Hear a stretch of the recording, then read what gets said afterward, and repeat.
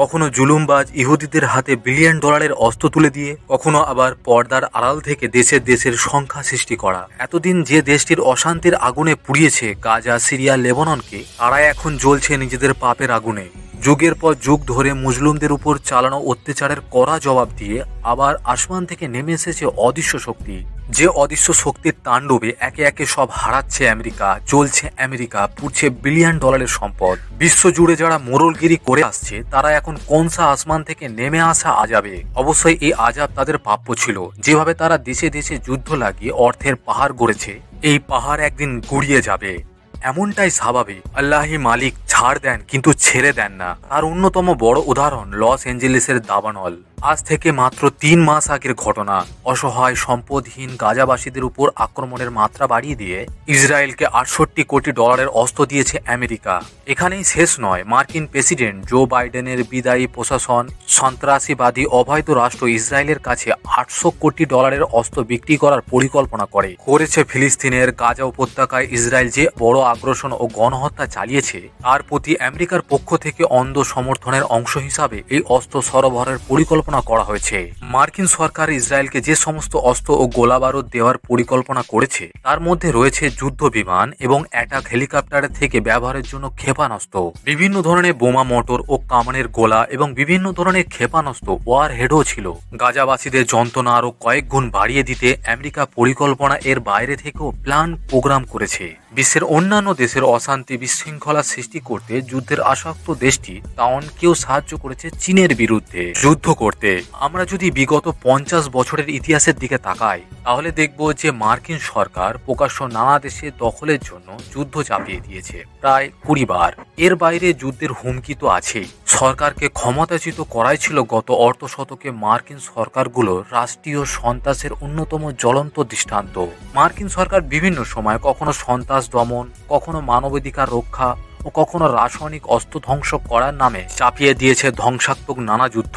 ফলে নানাভাবে বহু বছরের জন্য পিছিয়ে গেছে ওই সব দেশের অগ্রগতি।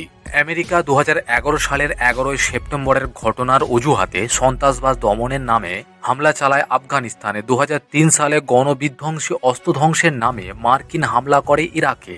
অথচ মার্কিন সরকারই মধ্যপ্রাচ্য আর আফগানিস্তানের সন্ত্রাস সৃষ্টি ও জোরদারের প্রধান ভূমিকা রেখেছে।